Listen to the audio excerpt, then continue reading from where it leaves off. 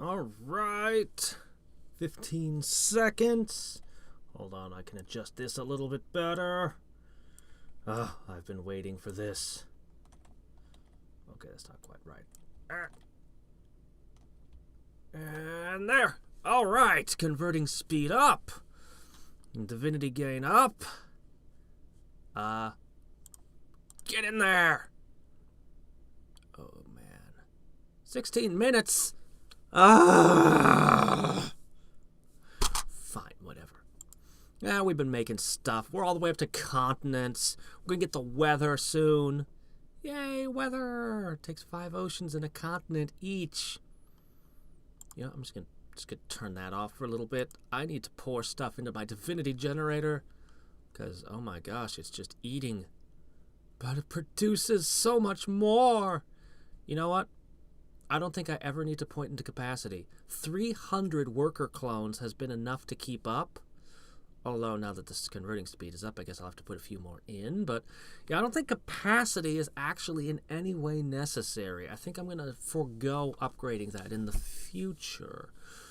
We do have a holiday event started. Something about candy canes and getting 2 lucky draws a day. But, I mean, obviously I don't...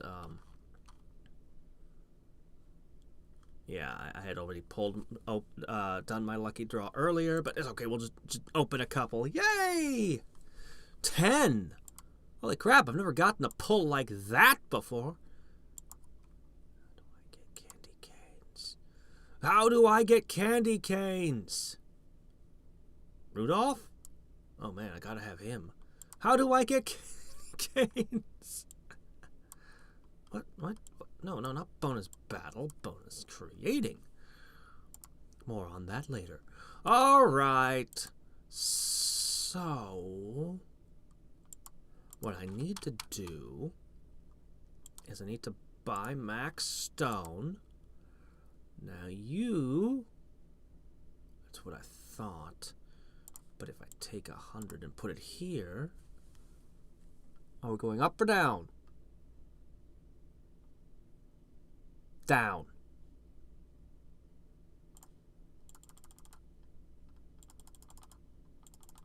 There. How's that? Up. Rise. Rise, my, rock pile. No, you're going down. Curse you. There. Really? Only 1:44:05 hours? When you gave me 1 hour of divinity, did you count what my divinity generator makes? I should be getting way more than that. When I bought max here, with 36 week, I've got 35 more. Really? Only 2 hours? Well, okay then. I guess I'm going to leave this off for a while so the divinity can build up. I'm going to feed this all I can. Still working on the monuments. Continents. Not quite there yet. Weather. Yeah, we're going to get that soon. Okay then. Well, anyway. Boy, it just doesn't feel the same without a story to read, does it? Making so much progress. But we need some kind of story. Also, some people don't like the fun one. They don't like fun. They don't want me to have fun. How could they? Oh, fine. Put it to something boring.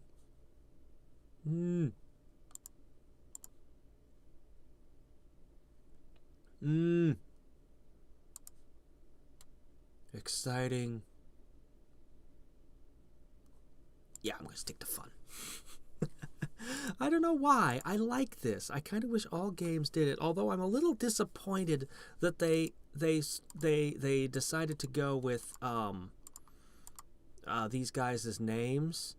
Like, I don't know. I mean, it's kind of neat, but it feels kind of uncreative, you know? You know what I'm saying? You know what I'm saying. Oh, so I'm gonna start smacking you around. That's a total waste of my resources.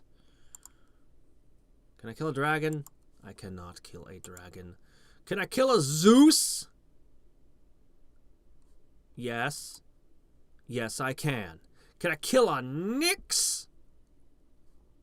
Absolutely. Can I kill a Luna? Hey, let go.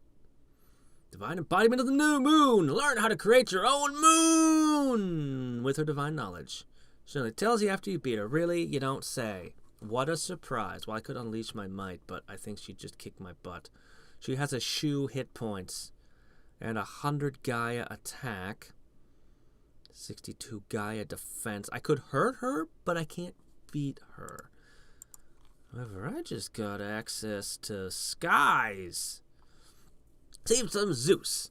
That's a lot of air here already. Now you can see the sky. Oh my gosh, that's a lot of light. That's oh my gosh, no, that's weakest. The light is, the air is weak. The air is way more. Only one weather though. Surprising. Which takes a continent and 5 oceans before you can make a sky. Seed from Nyx. A good way to get some sleep. You might need it already. You have to take 2 skies, make a night? How? The absence of light? All you have to do is just stop making light. You need 2 skies. How does that work? Well, let's see. Sky is made out of weather and light. So you have to take a whole bunch of light and weather and air and then a whole bunch of other light, weather, and air, and you put them together and you get darkness, a night. What about... You know what I need to make a night? I need a sun. And then I need a planet. And then I need to just get it spinning. Just spin it on my finger like a basketball. And then yeah, you get Yes, this game. I don't think it's all absurd that I get to create continents, that one person can just create a sky. I'm perfectly cool with all of that. That we can travel to other dimensions, that's fine. That I can make light, cool. That light can be used as a battery, okay, it's a little weird, but I'll accept it. But making a night, that's where I draw the line, apparently. Apparently, that is what I cannot accept. Like, no! I mean, if we had established that this was a dimension where light was omnipresent and you had to make dark, then it'd be like, oh yeah, sure, yeah, you make a bunch of dark and you make a night. I can see why you'd need to do that. But no, you had to create light in the first place. That's like having to make cold. It's like, well, I mean, you'd have to transfer the heat away, but my analogies are getting entangled because it's too damn weird. I don't even have a good analogy. It's like creating void? I don't know. We need a story. A story would make this all make sense again. Okay, so, as you can see, I've made some big progress over here with my divinity generator. I made so much stuff here. Also, the monuments, my gosh, look at how many I've made. I mean, especially when we get up to 78 mighty statues. Utterly ridiculous. But, what you're really gonna not believe is what I've got next. I managed to get early access to the next one of the, story segments. Yep, totally legit. Early access. Can't believe it. Yep, absolutely legit here. Yep. You can't believe it, can you? Okay, well, let's just start reading the new part. 9051, February, planet Fanficia. Oh. Before I moved on to tackle Freya, I decided that it was time to address what was perhaps my greatest weakness. Twice now I'd been forced to rebirth in the midst of battle. So far I'd been lucky. Both times I had been forced to rebirth on reality, the monsters and gods had ignored me and I was able to slip back to my ship. However, if only one single monster had noticed me, even something as weak as a rabbit getting startled and striking, it would have been all over for me. Worse, as I travel to new worlds, there's no telling what the monsters or even the plant life will be. If I was to continue challenging the gods, I would need a safe place to rebirth to when things inevitably go wrong. So I went aboard my space dimension device, or Space Dim as I had started calling it in my head, and started work on a rebirth room.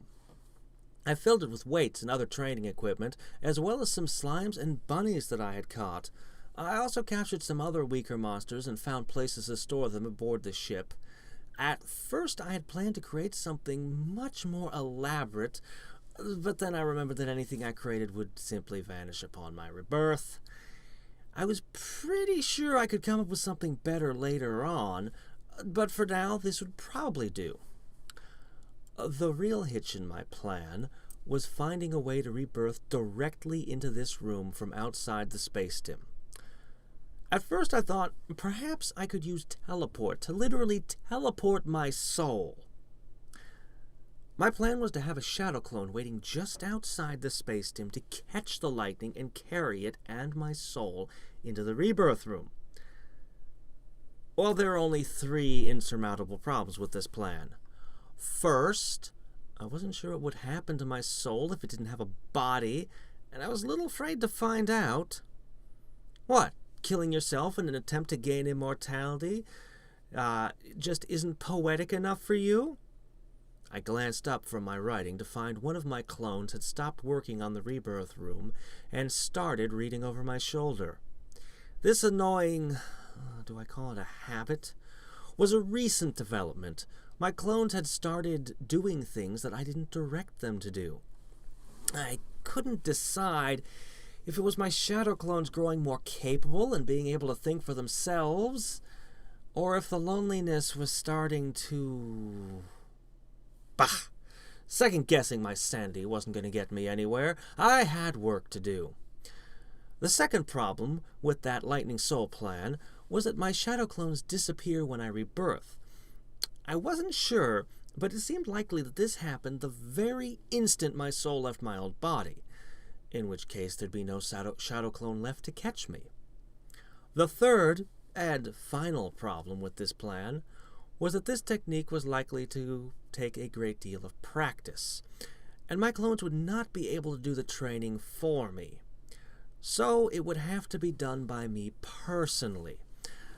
But the practice would involve me discarding my body and rebirthing over and over and over and over.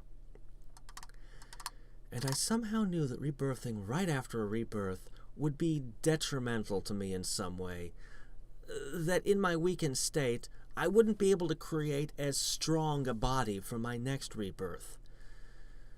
I needed a better plan.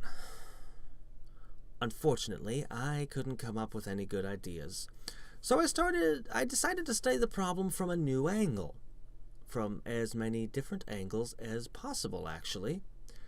So I went into SpaceDim and set up video cameras to record me from every possible direction. Then I took a deep breath and prepared to rebirth myself. It had been a few years since my last rebirth, and I'd felt I'd grown a great deal in that time. I didn't rush it like the last couple of times. I was slow, as slow, careful, and deliberate as possible. As soon as I finished, I checked out the cameras. Success! The other gods might not remember me, but the cameras aboard the SpaceDim sure did. I studied the footage over and over and learned a great many things. For example, apparently I curl my toes when creating. Also, I make a goofy and unbecoming face just as I abandon my old body. I would definitely have to correct that. It also struck me how different creating my new body was from the humans that I create. After a couple days of watching the same thing from different angles, my mind was so numb with boredom I found myself wasting time daydreaming. Also, I was still not making actual progress on long-range rebirthing. So I left a couple shadow clones studying the footage and doing whatever they could think of to improve the rebirthing room, while I went about training and reconquering the gods.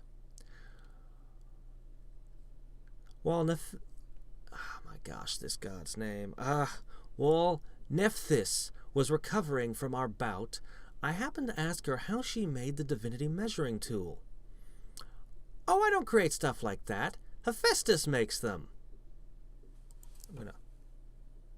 Obviously, time passed there. Just so that's clear.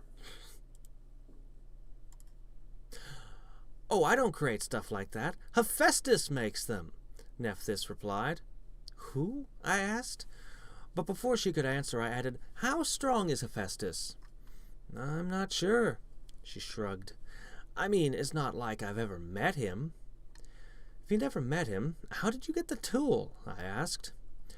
"I don't think he ever leaves his world. He usually uses Hermes as an intermediary. Nephthys, I'm sorry, this name," said, tentatively rising to her feet. Her legs wobbled and gave out under her before she'd taken 2 steps. "Is Hermes very strong?" I asked. "Oh, definitely quite strong. One time he almost beat Eros." She massaged her left leg and dipped it into a stream that suddenly appeared for her. I must have overreacted, because Nephthys looked at me alarmed. "Wait, he's below Eros? Why didn't anyone tell me? Now I've gone and done things out of order." I massaged my temples with my thumb and forefinger. "What are you talking about?" Nephthys asked in bewilderment. Awkward.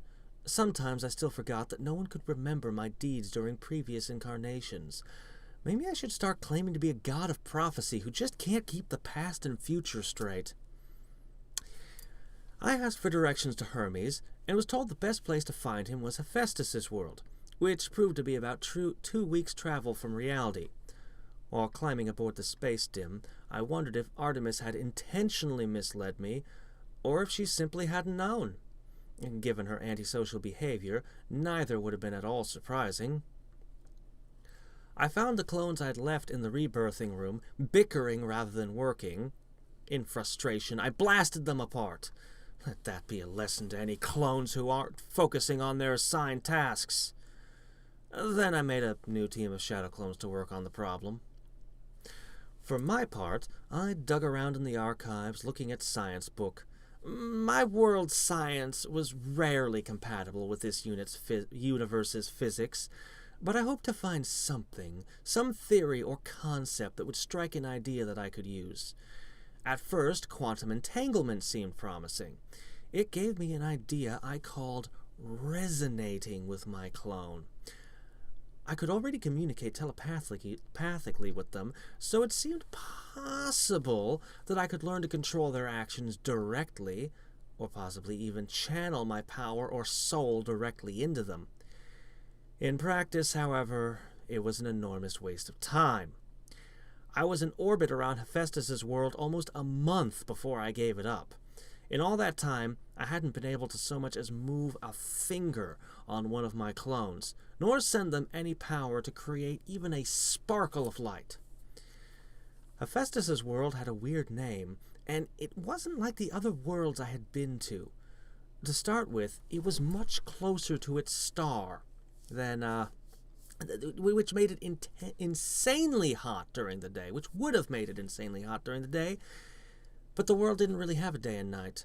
The planet was tidally locked, always with the same side facing the star no matter where it was in its orbit.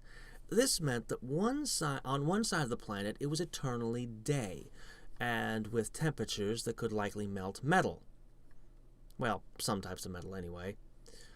The other side was pure ice, having never seen sunlight for even an instant.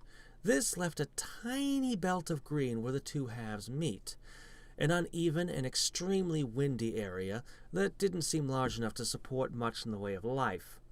I landed and began searching the world, but found nothing in the green belt except for some goat people. The goat people had an unusual fighting style involving charging into my clone's horns first. But they weren't really much of a threat compared to the salamanders, and so I mostly ignored them. I decided to start my search with the frozen wastes. I had dealt with extreme cold and wind before, and could create my own heat and trap it in my aura. Even so, this cold was deeper and more forbidding than any I had encountered previously. Frequently, ice fog limited my vision, and the mountainous terrain seemed almost malignant and treacherous. More than a few of my clones disappeared without a trace. Then, one of my clones reported finding an oasis. I was incredulous and asked my clone what it meant by an oasis, but it apparently amused my clone to send back nothing but sarcastic answers. I was really starting to hate this. Since when could clones start developing personalities of their own? How I wish my resonating experiment had borne fruit. It would have been nice to be able to look through the clone's eyes, and maybe slap her a few times with her own hand. With its own hand. Bah. I found my obnoxious clone in a particularly dense bank of ice fog in a large valley. There was an unpleasant odor to it that I couldn't quite place, and I soon found it difficult to breathe. I certainly didn't see anything oasis-like about this place. I was about to ask my clone something like, "Well, where are the palm trees, then?" when I saw the smug expression on its face. No, I wasn't about to give this lump of shadow stuff the satisfaction. I decided to call this one Snoot for its smugness. With no obvious signs of plant life or liquid water, I decided I'd have to go deeper. So I took a moment to meditate and extend my senses. Almost as soon as I had closed my eyes, it hit me. "The air is warmer here," I exclaimed. "Wow, took you this long to figure it out, did it?" Snoot asked with its hand on its hip. I bit back a sarcastic retort, reminding myself it probably wasn't healthy to start arguing with myself. Instead, I sought out the source of this unexpected warmth. It seemed to be coming from the ground. Before I began digging, I decided to survey the land a little, something which this choking fog made totally impossible. So I simply dispelled the fog by creating new air. By this time, I was very accomplished at creating air, and soon the air was clear enough that I could see several things. First, there were several spots where white mist was rising from the ground.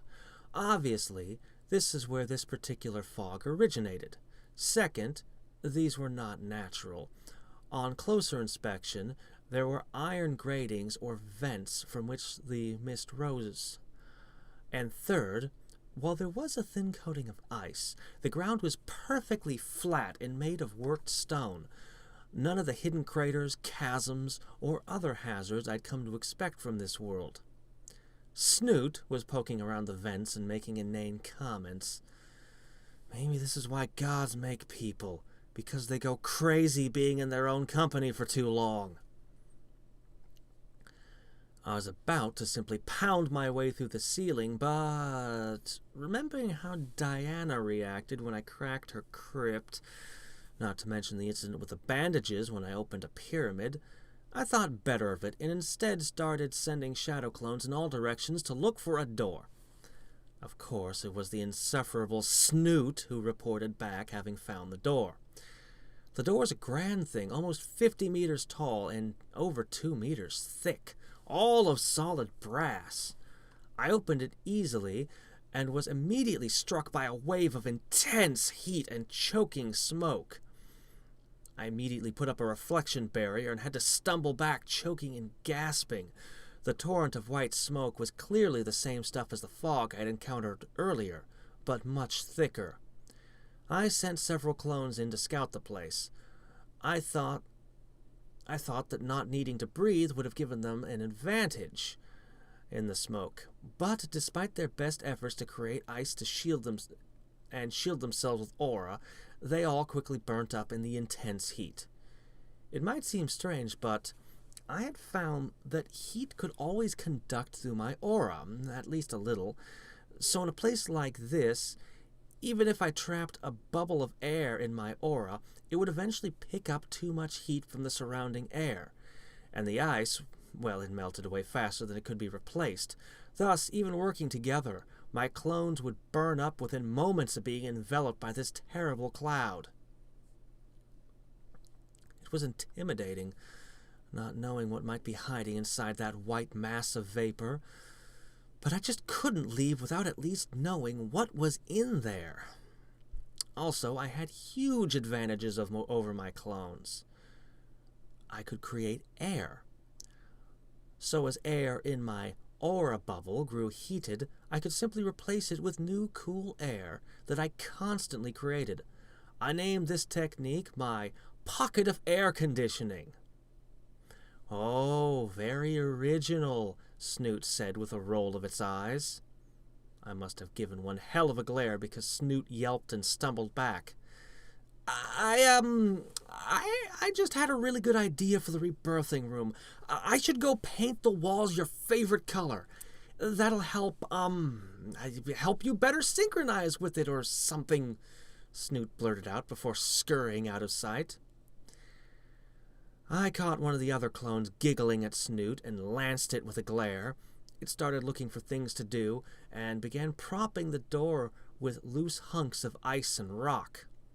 Not a bad idea, actually. The last thing I wanted was to find myself locked inside this terrible oven. I summoned masses of rocks and made sure the doors were firmly held open. I also set up a large number of shadow clones as scouts to warn me if anyone came while I was in there. Finally, I assigned one clone to the job of catching by teleport, should I need to make a lightning speed escape.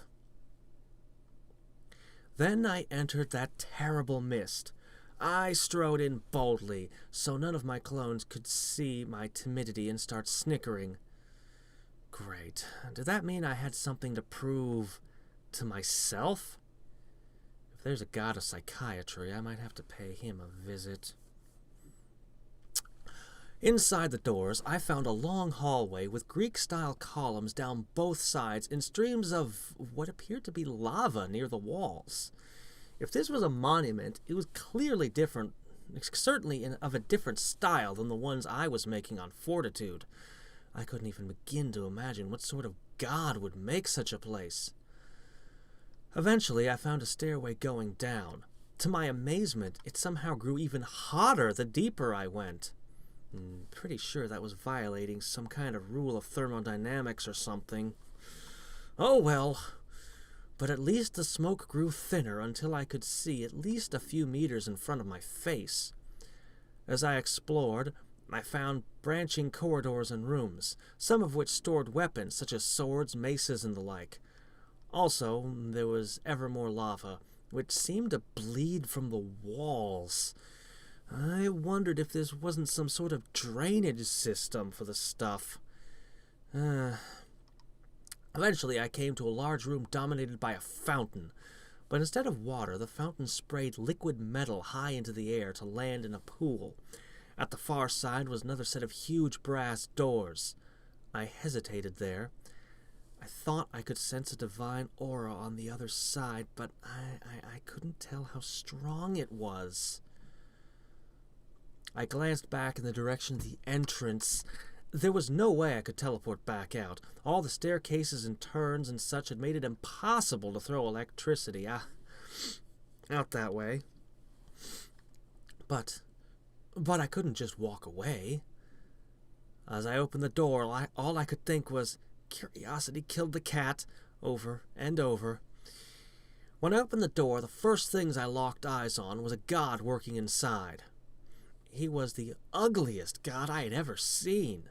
Where his skin was visible, it was scarred and pitted, and he had a face like old leather. As I entered, he was pulling some lumpy hunk of metal out of a furnace with a pair of huge tongs. A huge heavy apron covered in splatters of coppery gold and silvery metal covered his bulky torso. He glared up at me from his work, and I breathed a huge sigh of relief. This god wasn't nearly as strong as I was. "Are you Hermes?" I asked. The god scowled and, limping over to an anvil, placed the lump of glowing steel on it and began striking it with the heaviest hammer I'd ever seen. I waited and took the workshop in. It was spacious, but also cluttered, with scraps of metal and an assortment of refuse from half-finished or perhaps botched projects strewn about. There were stacks of metal ingots and a couple pools of liquid metal I assumed were the materials for his work. The main forge was huge and had a number of levers and pulleys around it. I was very impatient, but after the second... I was very patient. But after the second time he dunked whatever it was he was working on in his liquid metal pools, I grew tired of being ignored. "Well, are you Hephestus, then?" I demanded. "Listen, child. Everyone knows I don't deal with others. I don't like others, and I don't tolerate others in my forge." He punctuated each sentence with a heavy bang of his hammer on hot metal. "Well, fine. We won't talk, then." I strode forward and formed an aura ball. "We'll fight instead." "And I don't accept challenges either," the god said, dipping the glowing metal into a pool of liquid metal for the third time. So I just threw my aura ball at him. It may as well have been a snowball for all the effect it had.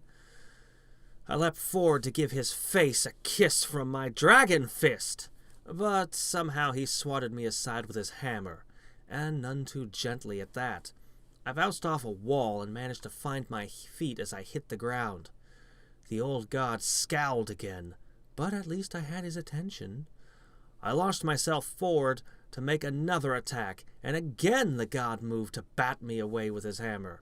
His speed and finesse with the heavy weapon was incredible, but this time I was expecting it and used my reflection barrier. The barrier cracked under the blow, but it did its job and sent him stumbling off balance. And I used the opportunity to score several hits before finding myself swatted away for a second time. "You just won't quit, will you, child?" The old god had his cane now, and there seemed to be a sparkle in his eye. "Very well, but whatever happens, remember, you were the one who wanted this." With a sudden heave, the old god pulled a lever, and the forge lit up with blue fire.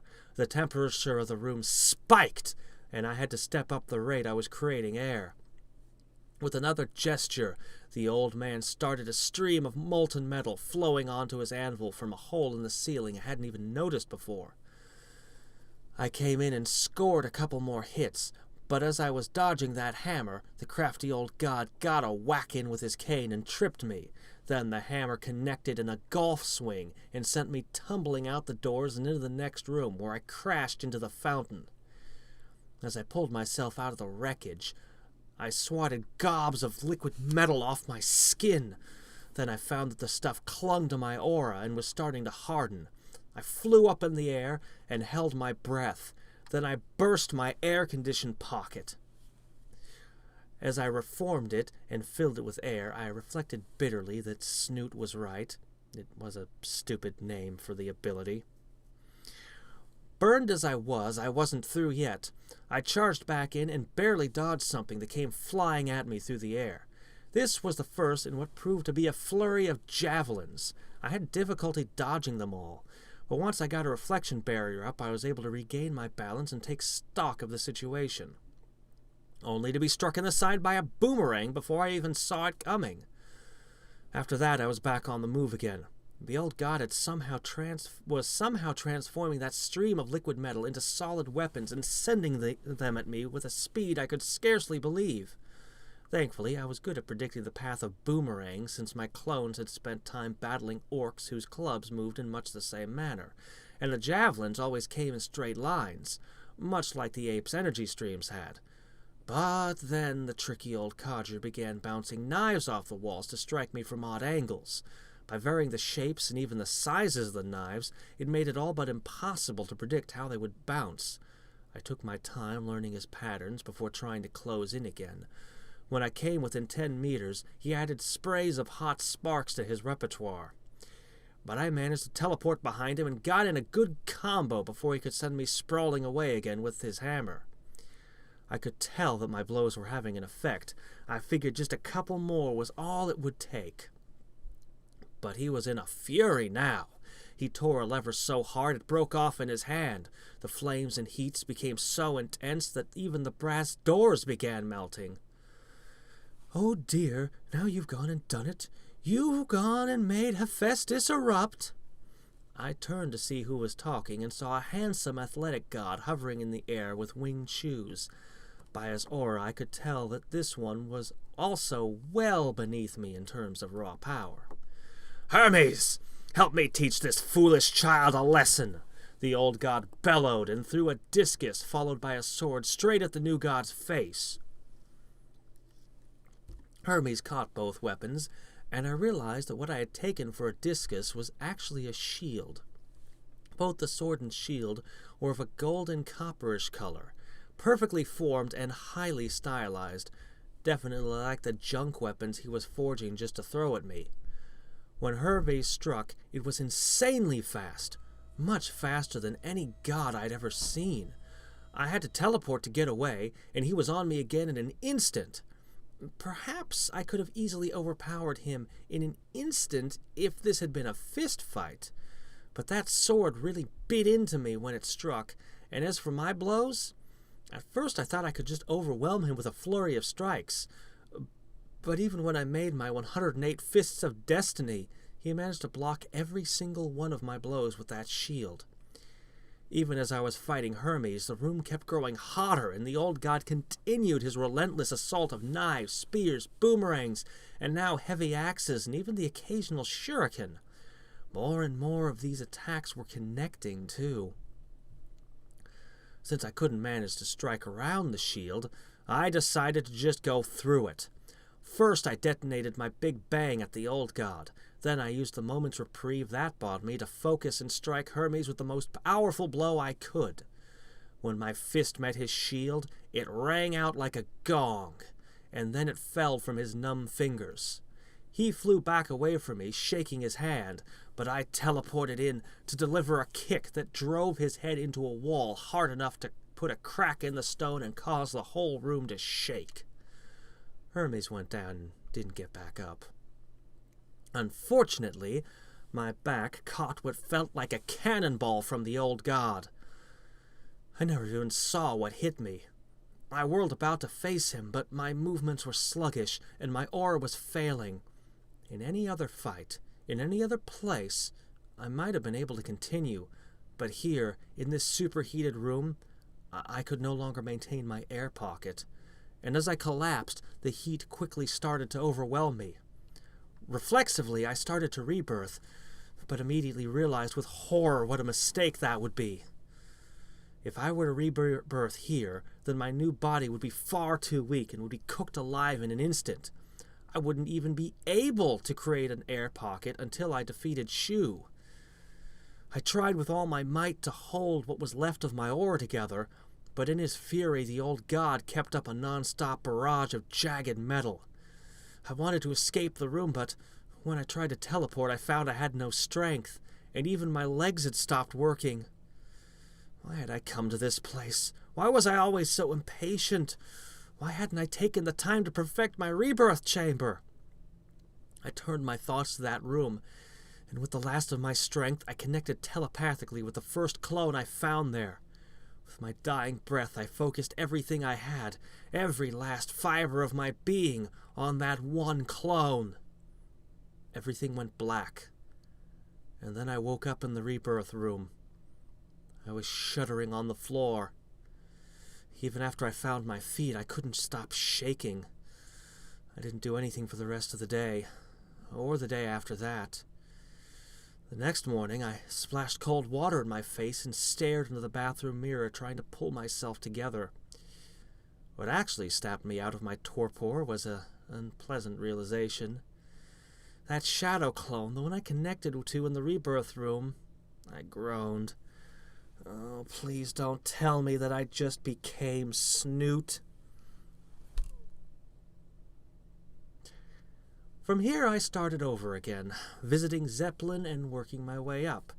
I didn't visit Hephestus's world again until I'd already built a number of additional monuments and felt very confident in my abilities. I almost couldn't bring myself back to that dreadful world, but I kept reminding myself that I couldn't call myself the strongest if I didn't beat every last one of the gods. And so I forced myself to return and go back through those halls, and to again confront the old god in his forge. This time I didn't take any chances. As soon as I opened the bronze doors, I wasn't surprised to see they'd been restored, I immediately shouted my challenge. Hermes was there, showing the old god a tablet covered in writing. No, mighty Hephestus doesn't, Hermes began. I teleported and struck him out in a single blow. Or at least I tried. Hephestus somehow managed to clock me with that hammer just as I appeared. The old god might be slow on his feet, but he moved that huge hammer with lightning speed. However, I rebounded instantly, and though Hermes managed to stay ahead of me long enough to get his weapon and shield, I soon drove him into the floor and scored a knockout. Hephestus was only just starting to warm up his forge. I let him. Not only did I allow him, I waited until the doors melted, until other objects in the room lost their shape in the heat. At one point, I teleported Hermes' unconscious form out of the workshop, as I wasn't sure how much heat he could take, and I couldn't stand the thought of someone baking like I had. It wasn't long before Hephestus couldn't even throw weapons at me anymore. Everything he forged lost its shape in the heat before it traveled a meter. Didn't seem he had any real plan. He was just erupting, pouring out his fury upon me. As I came to understand this, I felt the fear finally let go of my heart. It wasn't long before Hephestus couldn't even throw... I decided it was time to finish this. I used a reflection barrier to block his hammer, and then struck his arm over and over until it went limp and the hammer dropped to the floor. Hephestus continued to rage, and I got the feeling that the heat wasn't coming from the forge at all, but from the old god himself. But he was beaten, and soon even he realized this fact. Hours later, when the room had cooled and his arm was working again, we talked. He was still a grumpy old god, but at least he was willing to speak to me now. Turned out that Hephestus was something of a misfit among the gods. He couldn't create anything at all. So instead, he had learned to craft things. Mastered crafting things to a level that no other god could compare. Hermes, on the other hand, was about as different from Hephestus as the two halves of their world. Hephestus was a handsome and popular god. Everyone liked him, and he was able to cross borders that other gods could not. I wasn't sure exactly what he meant by that, but I gathered he was a god of trade and brokered deals for Hephestus, which he did in exchange for some of Hephestus's work. Hermes didn't really have anything to teach me, but by spending time in Hephestus's forge, I was able to learn a great deal about craftsmanship, much of which I felt could be useful in making my monuments and other things. After a couple months, I am ready to depart the world of Fanficia and head towards reality and my impending clash with Freya. Clearly, that was the very best of the author's work ever so far. Yep, absolutely. The author wrote that. He did. Sent it to me. Yep. So, Right. And now, of course, the game has a mechanic in it, a new mechanic to help me increase my my building speed because I learned craftsmanship. Yep. Totally legit adventure. Totally. Look at that. Building speed up. Building speed up. Building speed up. Holy crap, that's going to make an enormous difference. You know what a pain it was saving this crap up for this? I haven't been letting myself advance so that I could get this. All right. Now, finally, by the way, I really did all of this on the old crappy creation speed too. These take forever to build. Oh my gosh, these take forever to build. Whoops, what in the hell? Oh, it's behaving a little weirdly, isn't it? I'll just push that over there and push this over here. Okay! Now I've been wanting to do this for a while. Moon! Jupiter! Oh, really? Holy shit! Really? Dang, Jupiter.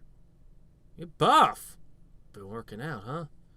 Well, so have I! Screw you! I can now make my own planets. That's about what I thought would happen. Yep, okay, fine, whatever. But oh my gosh, my stats are all super now. Oh, yeah. Alright, let me see. I might as well finish up what I was doing here. I mean, might as well hit 50K with everything. Just get the last 4 in. Then we'll rebirth. It'll be amazing. What am I going to do with all this divinity, though? Well, let me see. Actually, I think first... Let's see. Oh, hour. You know what I'm going to do? I'm going to finish these 3 since they're already started. Then maybe I'll burn it on upgrades. Can I even afford that? 25 continents or 29 or 49, sorry, 49 nations. Oh my gosh. I can make moons of stone. Oh, and a night. Makes a weird kind of sense. Still, that's a lot of stone, but not too much. I can do that. I'll need 1. 3 would get me the second. 3. I can do 3. And planets are even more stone. And a moon? Does the planet have to have a moon orbiting it? Or is it that you use the moon as the seed and build the planet around it? We may never know. Just some big rock. Maybe. There's also gas giants. There's also, I don't know, geothermal activity and tectonic stuff and other sciencey things about planets that you might need to know about to make a good one. I mean, you could make a crap one, but now with the night, a moon sounds like a good idea. Hey man, we'll make a good combination. I cannot argue with that. You know what? I'm just gonna do this. Moon! That's where I'm gonna spend it all. I'm gonna try to go to 3 and 3. Oh my gosh, come on. You're making me look bad. I just got enormous boost to my build, my oh wait, no, this is creating speed, not building speed. Ah, no, never mind. That's only got a 2,000% bonus. I need a higher creating speed. Badly. Well, we got a few other things we can check on. Working my way to root off. I'm afraid that it cheated me out of the first 100 candy canes, because the first 2 times I collected these, I didn't get them. But I have lucky draws. Oh, it does seem wasteful, though. I should wait until I'm well into a new run. I'm at the end of a run. But I only need 2 more, and I can spend 10 again. Actually, there's a lot of interesting things I could do with them. I mean, I don't know. I do want more clones, but I also want... I mean, lowering this would be nice, actually. Bah! Bah! Let's go check out our pets. So I've been sending them on food runs, and the mouse is no good at food runs, so it's been doing this. I think we've been doing well on our multipliers. And I have a crap ton of food now. So, I think you've both earned some mighty food. What kind of mighty food? How about if I give you a, let's go the hot sauce. Yeah, let's do this. Mice love hot sauce beef jerky, right? So, kaboom! Is good. Am pleased. Now, what about you? I've actually almost got your mystic growth up to snuff. You'll get a sweet sauce, mighty. Oh, good. Got our first moon. Moon! Yeah. Okay. Mystic went from being your worst stat to your best. Mission accomplished. Awesome.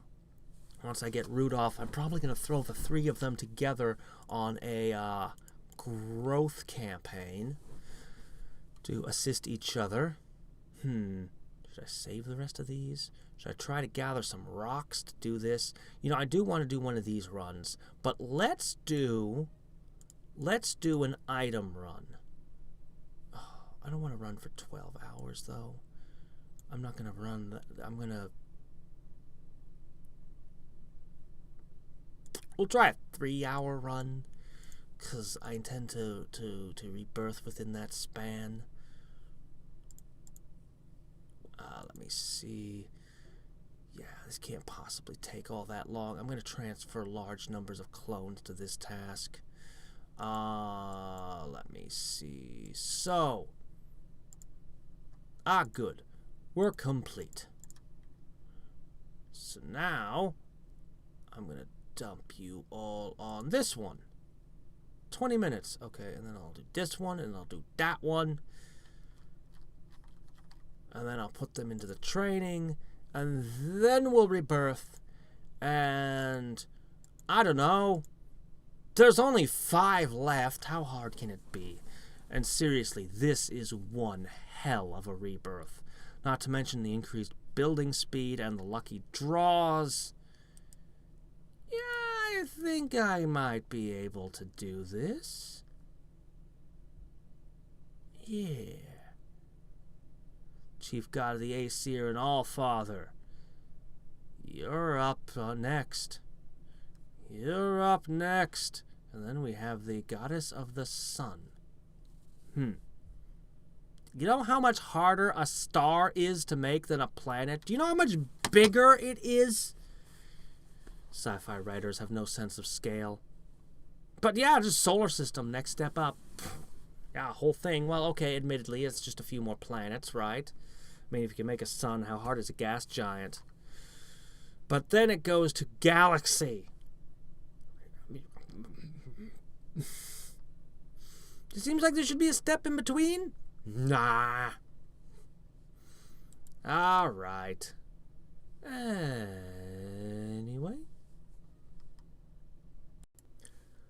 Okay, so let's check out how our pets did. Oh, wait, no, campaign. Pet stones. Well, I wasn't really... Okay, I was kind of hoping I would find one of the other things listed, but we got lots of rocks. So we can always use that, I guess.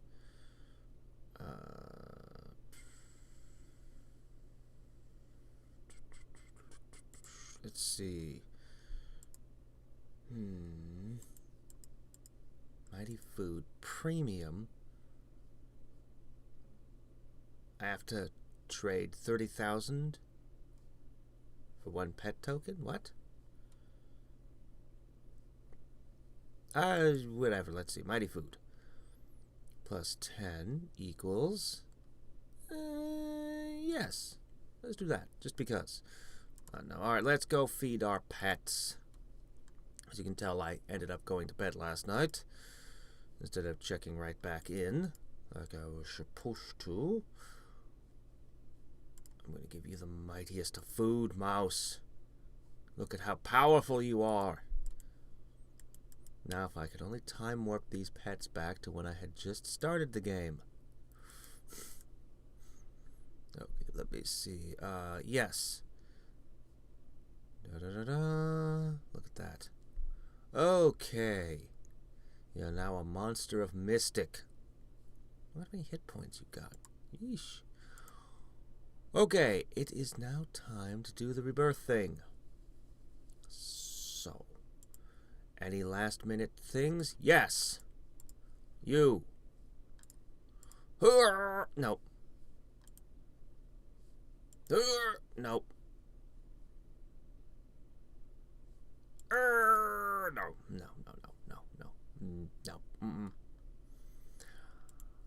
What about this?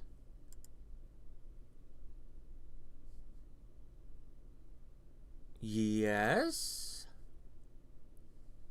Oh. Just clones here to get more power. One generator is 1 plus planet level power hour.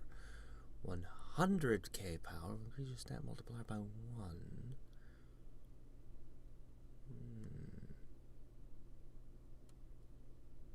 The planet has to be level 1 to unlock this ultimate being. I've seen the words ultimate being kicking around in this game, and I have been wondering. Alright. What about this? That takes too long. We'll come back here. We'll come back here after the rebirth. Yeah. Yeah, finish at least UBC or UAC.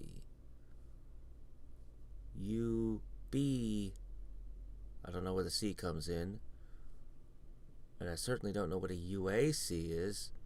Ultimate asshole? I don't know. Alright, let's go with this. Oh my gosh. I mean, I could screw around with this and spend hours, but you know what? This is a heck of a just yes. In fact, I'm willing to bet I can go whack. I'm wrong. I cannot go whack. Okay. So be it. I'll pull 1 here. 2. Whatever. Okay, how you like that, huh? Then I'll... Oh, crap, I kept the world. I still have the planet.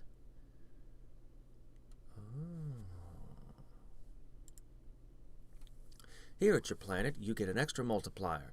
At first, your clones can increase the multiplier with Power Surge. If you upgrade your planet, you can increase your multiplier faster and fight ultimate beings.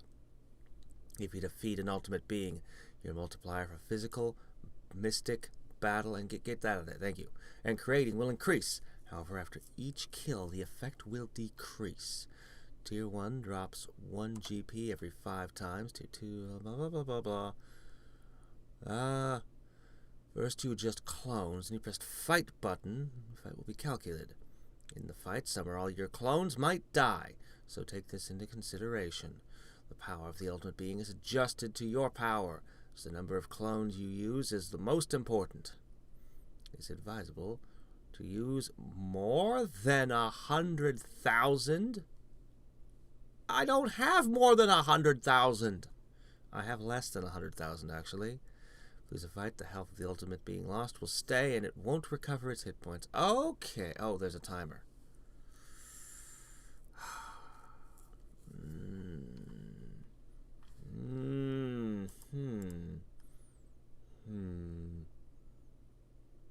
We shall see. We shall see.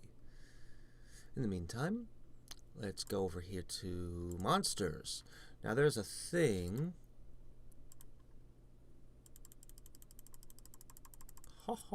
Here. How are we looking? Ah, there we go. Ah, there we go. Okay, perfect. Neat. Alright. Now if I want divinity, no, I don't really need divinity. I want special, no, I don't really need special. I need my pets to go on a mission for me. Oh my gosh, so many hit points at level 1. Oh. Okay, let's see. I think both of you get that out of there. Shoot, I need there. There, got the slider anyway. I need both of you to go level up. Where's my food? I thought the food carried. The stones carry. Why not the... I really thought the food carried. Oh, man. I really thought the food carried. Why would just the rocks carry? Why would they all be all...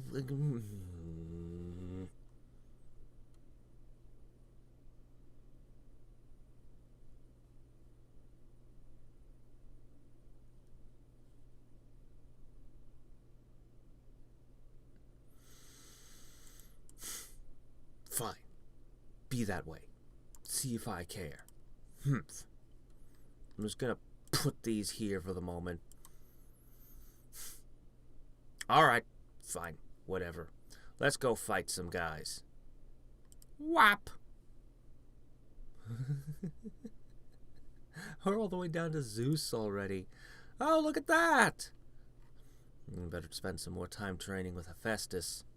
Yes. Alright. Seems good to me. Oh no. I had this guy all amazing and super awesome, and now he's nothing again.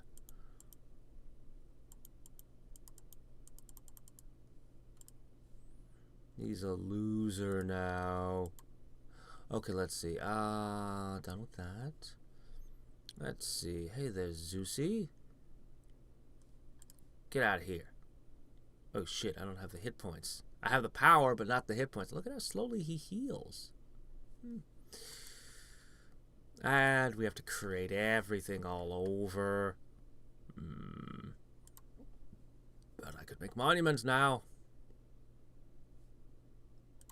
Do it. Only need 2,000 stone. How hard can it be to make 2,000 stone? Oh, right. You have to create a stone before you can buy a stone. Okay. Now I can buy 2,000 stone. It's like, was the price really out of my reach? I didn't think so. Okay, boom. What about this? 10 mountains? Ew, well, that's a bit more. Oh, I'm creating shadow clones quickly nowadays. Gotta make sure I can buy things as I need to. God, mountain. Here, I'm just gonna turn this on. That'll make it easier. Let's see how far down I can go like this. Make me a mountain. Make me a forest. Well, I still have divinity. It's amazing how fast I can go now. Make me a village. Oh, that's the limit right there. That's as far as we can go. Okay, fine by me. Oh, we got our first mighty statue. Excellent. How's our rebirth looking? Should we rebirth again? I don't know. It gives us some kind of thingy. Somewhere. Some kind of bonus. There it is. Each rebirth increases your statistic multiplier by 1,000. See? See, we could put that up again. Alright, fine. No, I meant get out of there. Here. Do push-ups. Yeah, I probably should turn this number way the heck down. That seems like a reasonable number. 3,005. There you go. Yeah, that'll push it down a handful before it runs out. Ah, boy. How about now? Yeah, one statue, that was all I needed. Come on, give me one more point. One more GP. He's only 4 times as strong as me. I can do it, right? I can do it.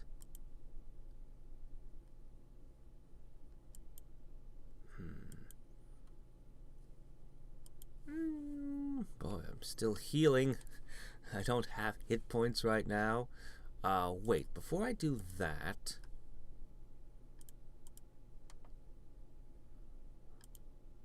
Let's see if we can knock a few more of these out right quick. Come on, come on, come on, come on, come on, come on, come on. Okay, good enough. Ah. Boy. We've got so many things ahead of where the plot is. Okay, where was I? I just did that so I could fight special. Let's see how much. We've got 14, okay, 15 week. Let's see how much we get from this. Bonk, bonk, bonk, bonk, bonk, bonk, bonk, bonk. Okay, there's a lot of them to get through. 17 week. Oh, there we go. That's a good hunk of divinity there.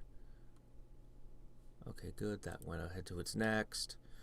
Put 1,000 of you on Mystic Garden duty. Right. Creating. I should be able to afford a few more of these now. Come on, come on, come on, come on, come on. Do it. I want to see how far down I can get within just a few minutes of this town. Nope, town's too expensive. Well, there's our answer pretty much. Okay, fine. Whatever. Back to shadow cloning. I suppose I could keep kicking these things around for more, but there's no rush. I'll let the shadow clones build up, get my training on, and do all the other stuff we need to do, because my gosh, I just do not regenerate fast enough, do I? These monuments are building faster, though. How about getting that mystic multiplier up? That'll help me regenerate faster. My hit points are still increasing faster than than I can heal. Alright. Well, so this is where we are at for today. Should I save my lucky draws, or should I just start opening them? I mean, the divinity, if I get the divinity generator, I can get more out of it. But this could be the points I need for this, and... oh, whatever. We'll just start the next video by opening a crap ton of these. By crap ton, I mean 6. 6 equals a crap ton. It's basic math. Basic mathematics. So, until next time, and every time, this is Hadriex signing off. Bye.